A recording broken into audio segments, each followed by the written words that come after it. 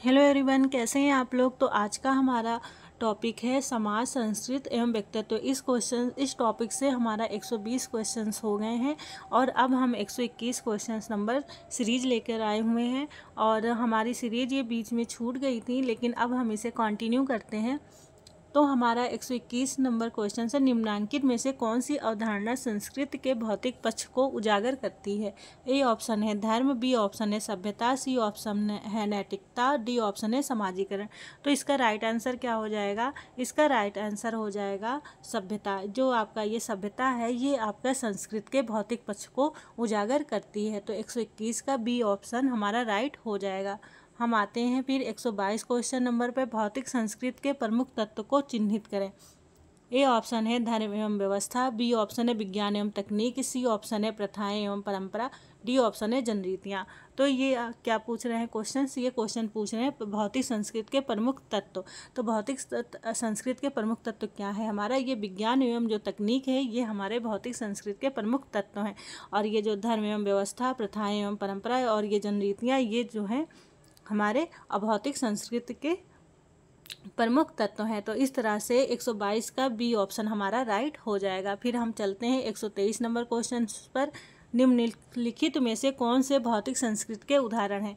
A option है संस्कृति के पहलू जो उत्पादन व मानव कृतियों के उपयोग को नियंत्रित करते हैं, बी ऑप्शन है भौतिक उत्पादन वास्तव में समाज द्वारा उत्पादित किया जाता है, सी ऑप्शन है किसी समुदाय में अभिशासन के साधन, डी ऑप्शन है बच्चों का माता पिता के साथ संवाद। तो इसमें क्या राइट आंसर हो जाएगा। ये क्वेश्चन हमारा पूछ रहे हैं कि भौतिक संस्कृति के उदाहरण। तो भौतिक संस्कृति के उदाहरण हमारा ए और बी ऑप्शन होगा। ए ऑप्शन संस्कृति के पहलू जो उत्पादन व मानव कृतियों के उपयोग को नियंत्रित करते हैं, और बी ऑप्शन हमारा क्या है, बी ऑप्शन भौतिक उत्पादन व वास्तव में समाज द्वारा उत्पादित किया जाता है। तो इस तरह से जो है सही विकल्प इसमें हमें चुनना है। तो इसका डी ऑप्शन हमारा ए और बी ये जो है हमारा राइट हो जाएगा। फिर हम चलते हैं 122 नंबर क्वेश्चन 124 क्वेश्चन पर, सांस्कृतिक विलंबना का अर्थ क्या है।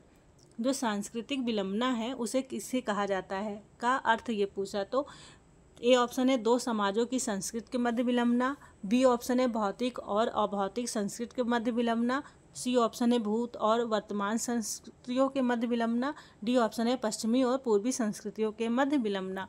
तो ये सॉरी गाइज, देखिए ये मेरा कैसे, सी ऑप्शन हमारा है भूत और वर्तमान संस्कृति के मध्य विलंबना, और डी ऑप्शन है पश्चिमी और पूर्वी संस्कृतियों के मध्य विलंबना। तो सांस्कृतिक विलंबना का क्या अर्थ होता है। सांस्कृतिक विलंबना का अर्थ है भौतिक और अभौतिक संस्कृति के मध्य विलंबना। मतलब कि जब भौतिक संस्कृति जो है और अभौतिक संस्कृति ये दोनों में से एक जब पिछड़ जाती है तो उसे, और एक आगे हो जाती है और एक पीछे, मतलब कि भौतिक संस्कृति आपकी आगे हो जाती है और जो अभौतिक संस्कृति है वो आपकी पिछड़ जाती है। तो इसे ही सांस्कृतिक विलंबना कहा जाता है। तो 124 का बी ऑप्शन हमारा राइट हो जाएगा। फिर हम आते हैं 125 क्वेश्चन नंबर पर, भौतिक संस्कृति विलंबना की अवधारणा को किसने सर्वप्रथम विकसित किया है। ये जो आपका सांस्कृतिक विलंबना है इसकी अवधारणा जो है किसने दी है सबसे पहले। ए ऑप्शन है मैकाइवर, बी ऑप्शन है पित्रिम सोरोकिन, सी ऑप्शन है रॉबर्ट रेडफील्ड, डी ऑप्शन है विलियम एफ ऑगबर्न। तो ये जो सांस्कृतिक विलंबना है ये हमारे कॉन्सेप्ट किसने दिया है, विलियम एफ ऑगबर्न ने। तो 125 का डी ऑप्शन हमारा राइट हो जाएगा। फिर हम आते हैं 126 क्वेश्चन पर, मानव संघ का पहला चरण था। मानव संघ का पहला चरण क्या था। ए ऑप्शन है कृषि, बी ऑप्शन है पशुचारी, सी ऑप्शन है शिकार और अन्य संग्रहण, डी ऑप्शन है कुटीर उद्योग। तो मानव संघ का पहला चरण क्या था। मानव संघ जो है उसका पहला चरण हम क्या था, शिकार और अन्य संग्रहण। जो शिकार करना और अन्य का संग्रहण करना ये जो है मानव संघ का पहला चरण था। 126 का सी ऑप्शन हमारा राइट हो जाएगा। फिर हम आते हैं 127 क्वेश्चन पर, सामाजिक समूह होता है। सामाजिक समूह क्या होता है।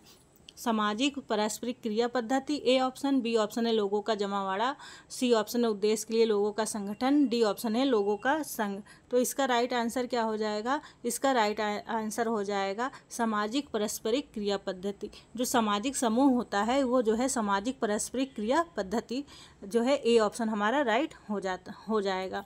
फिर हम आते हैं 128 क्वेश्चंस पर कि अल्बर्ट बंडूरा द्वारा प्रतिपादित अधिगम का प्रकार कहलाता है।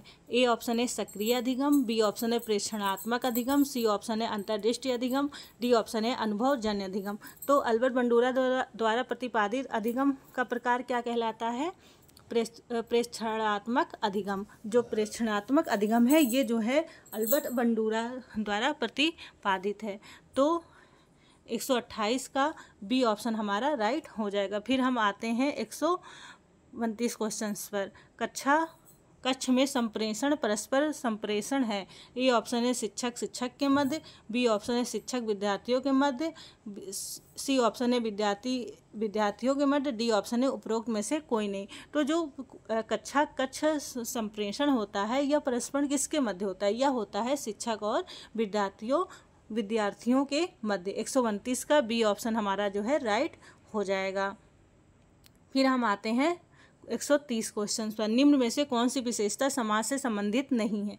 ए ऑप्शन है अमूर्तता, बी ऑप्शन है मूर्तता, सी ऑप्शन है संबंध, डी ऑप्शन है संघर्ष। तो ये पूछ रहे हैं कि जो समाज में कौन सी विशेषता जो है संबंधित नहीं है इन चारों ऑप्शन में से। तो इन चारों ऑप्शन में से जो ये मूर्तता है ये जो है समाज से संबंधित नहीं है। तो इस तरह से हमारे जो है 121 से 130 क्वेश्चन 10 क्वेश्चंस कंप्लीट हो गया और हम जो है इस सीरीज़ को कंटिन्यू करने की कोशिश करेंगे। तो हमारे चैनल को सब्सक्राइब करिए, लाइक करिए और जो है शेयर करिए और फिर हम लेके आएंगे न्यू क्वेश्चंस।